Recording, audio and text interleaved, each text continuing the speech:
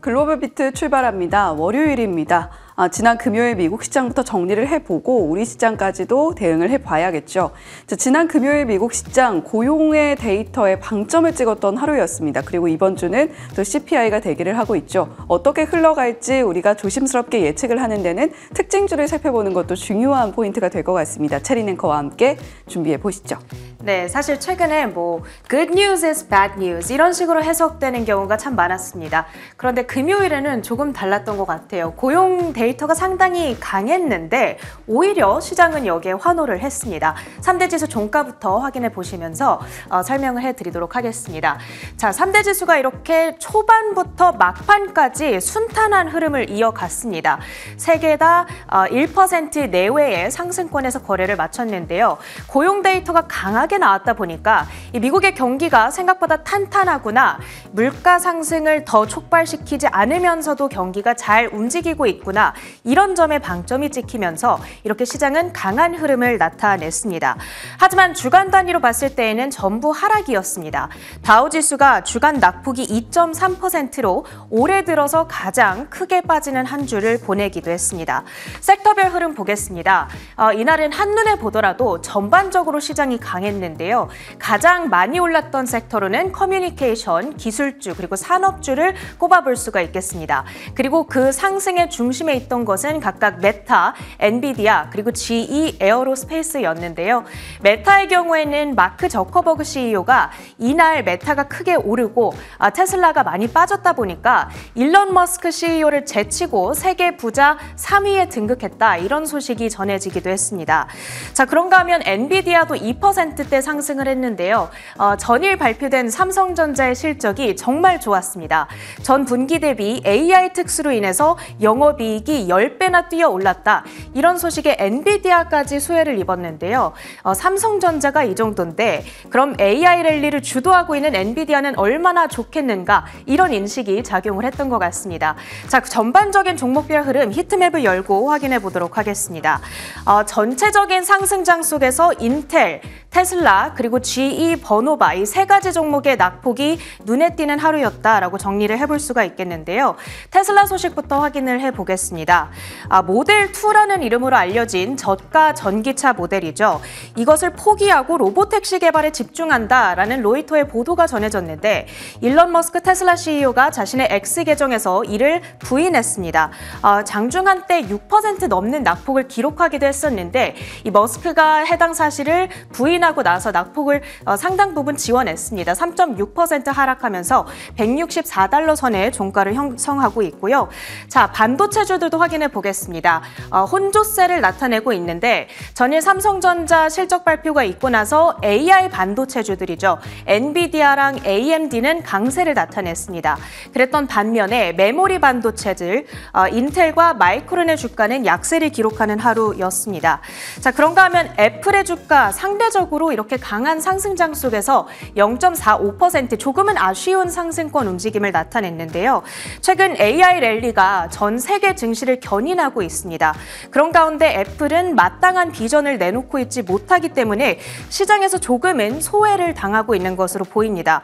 올 들어서 주가가 12%나 하락을 했는데요.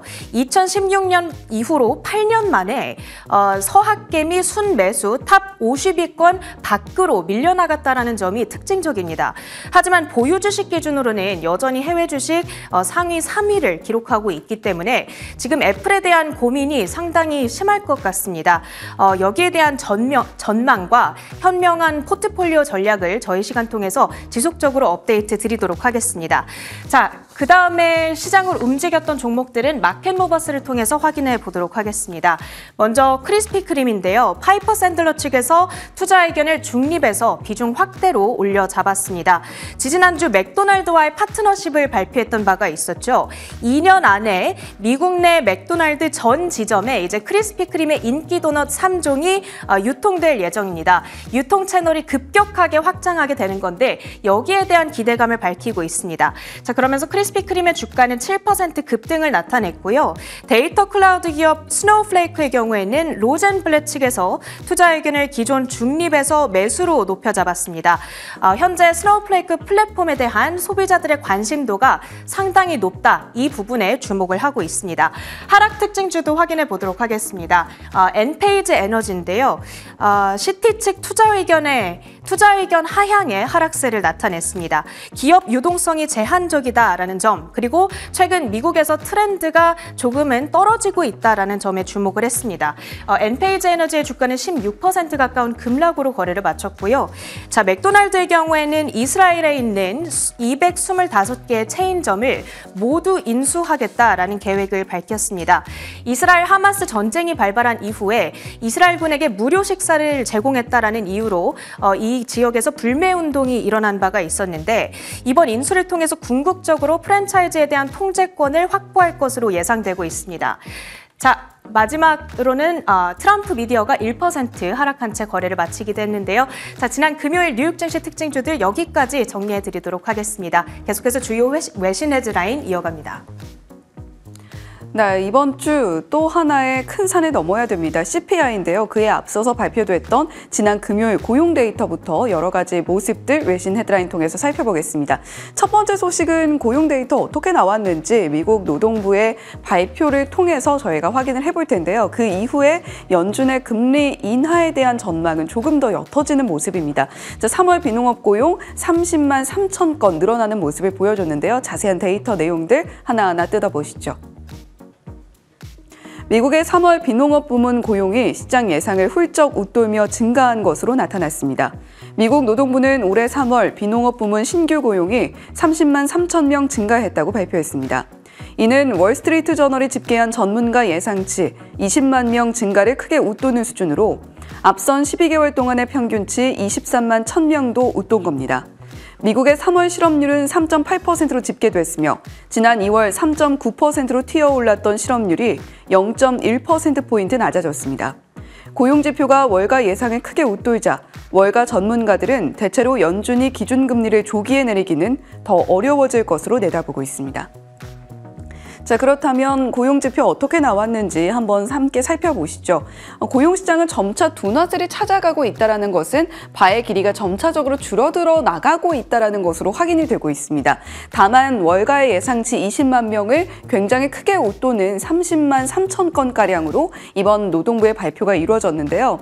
연준의 전망은 다소 조금 더 신중론 쪽으로 기울 것이다라는 이야기가 나오고 있습니다만 실업률 자체가 조금 더 줄어들었다라는 것도 고용 데이터가 뜨겁게 흘러가고 있다라는 반증이죠. 일단 시장을 상승으로 마무리했다라는 소식 계속해서 전해드리고 있습니다. 자, 월간 취업자 수 변동도 가구 대상 조사로 따졌을 때 지난 3개월 동안 이렇게 바가 아래쪽으로 향하는 것을 보고 계시죠. 그런데 다시금 튀어오르는 모습을 나타냈습니다. 다만 일단은 시장은 고용 데이터가 탄탄하게 나온다라는 것으로 우리 경제가 조금 더 연착륙 가능성이 높아졌다라는 것을 반증하고 있는 것으로 보이고 있는데요. 자, 자료를 하나 더 보시면 섹터별로 어느 쪽에서 일자리가 늘어났는지도 한번 살펴보겠습니다. 교육과 헬스케어 정부 주도의 공공 일자리 쪽에서 일자리가 크게 늘어나는 모습을 보여줬고요. 우리가 흔히 화이트 칼라라고 이야기를 하는 금융 쪽이라던가 정보 쪽에서는 일자리의 증가세가 확인되지 않았습니다. 이런 면들을 살펴봤을 때 임금 둔화세 자체가 확인이 되고 임금 상승에 둔화세 자체가 확인되고 있다는 점에서 고용 데이터의 면면을 살펴보면 상당히 긍정적으로 풀이가 된다라는 것으로 이해를 해볼 수가 있습니다. 자, 이에 따라서 연준의 입장에도 이야기들이 참 많았는데요. 테슬라 관련 소식도 이어서 한번 전해드려 보겠습니다. 로이터 통신의 보도가 촉발시킨 테슬라의 로보택시 이슈입니다. 머스크 CEO도 참 많은 이야기들을 주말 동안에 내놨는데요. 로이터 통신의 주장 테슬라가 보급형 EV 계획을 철회할 것이다. 머스크 CEO는 왜 즉각적으로 X 트위터를 내고 로이터가 또 거짓말하고 있다라고 이야기를 했는지 함께 살펴보시죠. 로이터 통신이 테슬라의 저가형 보급형 전기차 개발이 중단됐다는 보도를 내놨습니다. 로이터 통신은 내부 관계자와 공급사 취재를 바탕으로 테슬라가 2월 모델 2 2025년 중반까지 생산 준비 완료를 위해 부품사들에게 주당 10,000대 규모로 공급을 준비하라고 통보했으며 이번에는 모델 2에 대한 계획을 취소하고 로보택시 생산 계획으로 대체한다는 보도를 내놓은 겁니다. 일론 머스크 CEO는 이에 즉각 X에 올린 글을 통해 반박했습니다. 머스크 CEO는 소셜미디어 X에 로보택시 공개 날짜를 8월 8일로 소개했습니다. 숫자 8은 중국 내에서 부유와 행복 등을 상징하는데 올해가 청룡의 해라는 점을 감안했다는 것이 머스크 CEO의 설명입니다. 2024년부터 로보택시 대량 생산을 예측했던 일론 머스크 테슬라 CEO의 2022년 실적 컨퍼런스 콜 발언이 점차 현실화될 수 있다는 예측이 힘을 얻고 있습니다. 자, 그렇다면 머스크 CEO가 즉각적으로 로이터 통신이 거짓말을 하고 있다라는 이야기를 내놓고 그 시간까지 함께 체크를 해보시죠. 4월 6일 12시 35분 AM으로 나와 있습니다. 자, 그 이후에 머스크 CEO가 또 하나의 트위터를 내놨는데요. 함께 보시죠. 자, 이번에는 머스크 CEO가 테슬라의 로보택시가 8월 8일에 공개가 될 것이다 라는 이야기를 내놓고 있습니다. 이건 좀 한국 시간으로 바뀌어서 나오고 있는데 자, 지금 테슬라의 주가 흐름을 함께 보시면 급락하다가 다시금 급등하는 모습을 보여주는 구간이 있습니다. 이 급등하는 구간에서 머스크 CEO의 8월 8일 로보택시 공개에 대한 이야기가 나온 것이고요. 자, 그런데 다만 전반적으로는 테슬라의 주가가 좀 아쉽게 흘러간 부분이 있습니다. 블룸버그 통신의 보도를 살펴보시게 되면 테슬라의 로보택시는 완전 자율주행으로 이루어지게 될 텐데 이것이 어느 정도까지 구현되느냐의 모습을 보고 테슬라의 미래 가치가 판단될 것이다 라는 이야기도 내놓고 있고요. 월가에서도 대략적으로 비슷한 의견들을 내놓고 있는 만큼 테슬라의 주가 향방에 또 하나의 관건이 될 로보택시 우리가 계속해서 주시를 해봐야겠습니다. 자, 세 번째 외신 헤드라인입니다. 이번에는 채권금리 수익률에 대한 이야기인데요. 이번 주에 발표될 CPI가 채권금리에도 상당히 크게 영향을 미칠 거라는 보도가 나오고 있습니다. 자, 어떤 이야기인지 자세히 하나하나 뜯어보시죠. 수요일 3월 소비자 물가지수 CPI 발표를 앞두고 있습니다.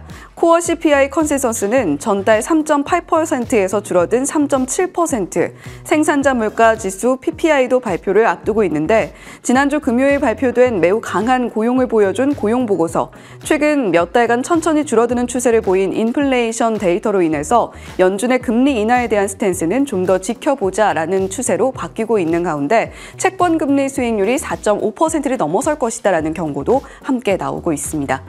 자, 그렇다면 자료를 함께 보시죠. 케빈 플래내건 채권 담당자인데 이 CPI의 발표에 따라서 10년물 국채금리 수익률이 4.5% 또는 그 이상까지 치솟을 수 있다라는 이야기를 내놓고 있습니다.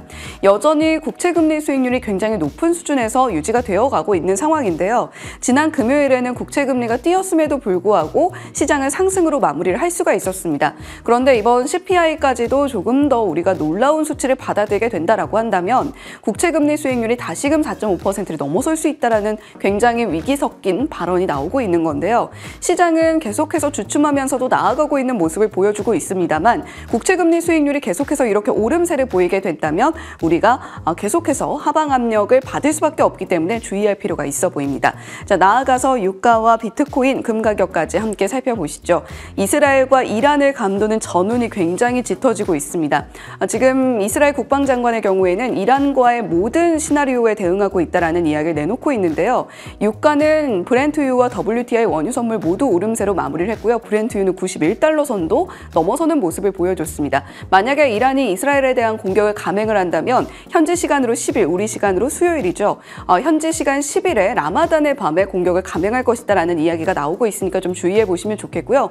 비트코인은 69,000달러 선에서 거래되고 있고 골드는 여전히 사상 최고가 랠리 이어가고 있습니다. 2,350달러 선까지도 향해서 나아갈 수 있을지 계속해서 주시해 보시면 좋겠습니다. 글로벌 비트 전해드렸습니다.